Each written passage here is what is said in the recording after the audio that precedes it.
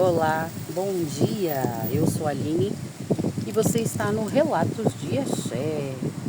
E conforme prometido, hoje eu trago para vocês o relato que conta a história de um filho de santo que fez um trato com pombagira e não cumpriu. Bora lá? Essa história se desenrolou no início do ano passado. Nosso terreiro tem um recesso no final do ano, né? E sempre no início do ano seguinte, por conta de alguns protocolos relativos ao candomblé, sempre tem uma gira de esquerda fechada, só para os médiuns da casa. E foi nessa gira que tudo aconteceu. Eu sou médium de Tata Caveira e Rosa Caveira. Mas até então, até aquele dia, todas as giras de esquerda da casa, sempre seu Tata Caveira vinha, trabalhava, atendia as pessoas, e a Dona Rosa geralmente só vinha no finalzinho, para um ritual do caldeirão, onde os pedidos, né, os desejos dos consulentes de coisas ruins que eles querem se libertar, são queimados em um caldeirão com fogo. E geralmente é só naquele momento que ela vem em terra. Muito silenciosa, muito quieta, raramente conversava com alguém. Máximo uma, duas palavras. Mas nessa gira do início do ano passado foi diferente. Tudo diferente. Seu Tata Caveira vem em terra, como de costume. Não teria atendimento naquela gira, pois era uma gira fechada somente para os médiuns da casa. Mas rapidamente ele deu passagem à Dona Rosa. Eu confesso que eu estranhei. Não era muito comum, não era habitual que ela fizesse esse movimento. Principalmente em algo que não haveria todo aquele protocolo do caldeirão e tudo mais, em atendimento a pessoas. Mas ok. É fato que Dona Rosa veio em terra, caminhou um pouco pelo espaço do terreiro, começou a beber, pegou seu pito, e em pouco tempo depois da chegada dela, ela se direcionou a um filho de santo em específico e chamou ele para conversar. E todo mundo, sim, né? Até os outros médiuns que ainda não estavam incorporados estranharam, porque ela jamais havia conversado com alguém. Como eu disse, no máximo respondia com uma ou duas palavras se alguém direcionasse alguma coisa a ela. Muito silenciosa, muito quieta e sempre muito pouco tempo em terra. E ali começou essa história. É fato que Dona Rosa e esse filho de santo em específico passaram cerca de 1h30 conversando, ela somente com ele. Em vários momentos, ele expondo N situações de sua vida, solicitou a ela que o ajudasse, o amparasse em algumas questões delicadas. Ele vinha passando por dificuldades no relacionamento, muito ligadas a vícios aos quais ele estava submetido. E por conta, né, disso, o relacionamento dele, obviamente, estava sendo afetado por todo aquele comportamento mediante ao vício. E ali ele estendeu a mão. Ela estendeu a mão, ele estendeu a mão de volta e a fatídica proposta. Você quer a minha ajuda? Ela perguntou para ele. Está disposto a cumprir um combinado comigo?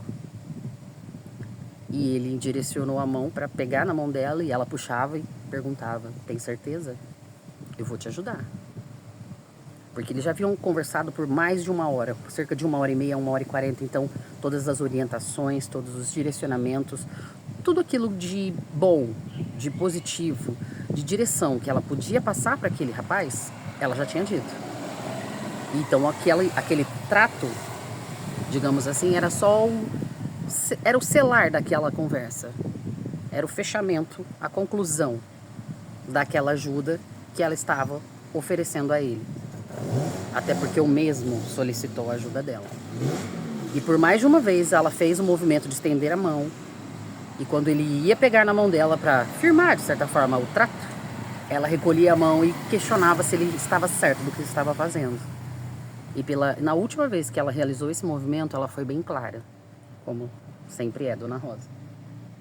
Segurou na mão dele com firmeza, olhou dentro dos olhos dele e disse claramente com essas palavras: se você descumprir o trato comigo, quem te leva sou eu. Ali ela o abraçou levemente, deu as costas e saiu. É fato que pouquíssimo tempo ali depois, Dona Rosa desincorporou.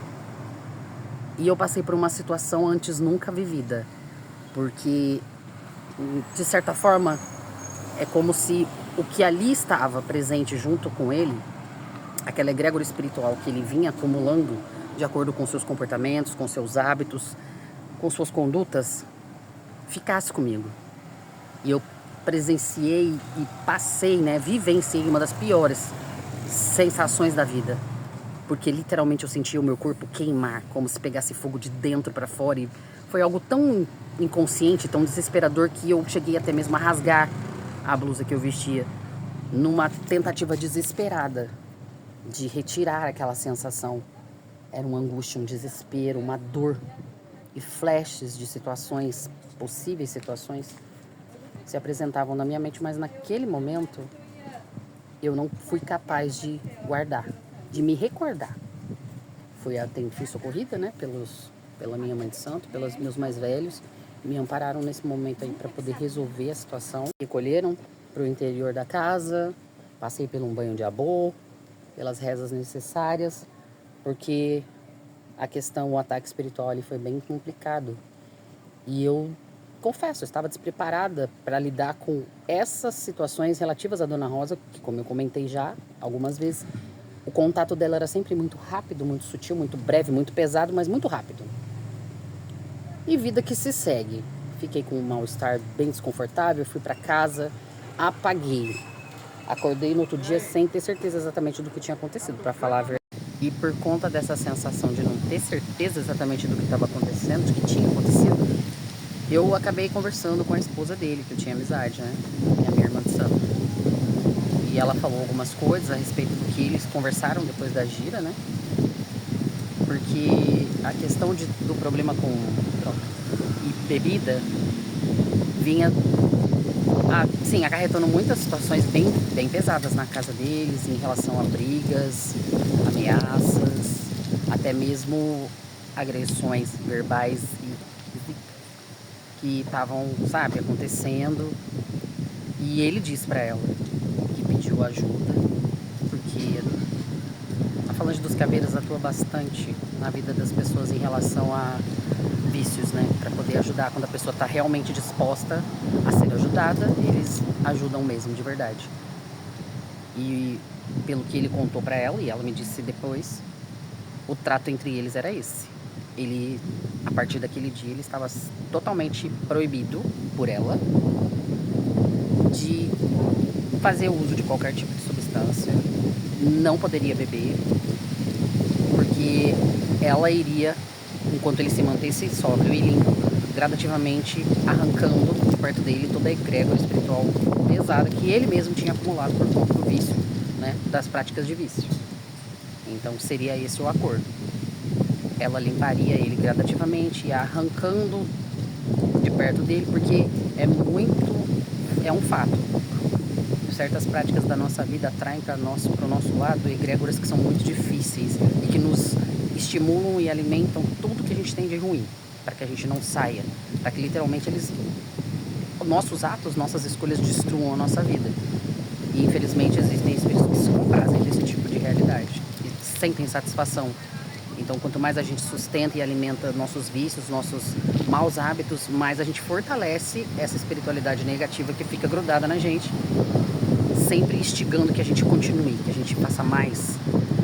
E ele vinha tendo atitudes agressivas em relação a ela. E posterior, eu vou gravar uma segunda parte, porque essa história é grande mesmo. Acho que vai ter até mais de 2 partes, talvez até 3, para que vocês compreendam certinho tudo que aconteceu, porque foi uma história muito pesada.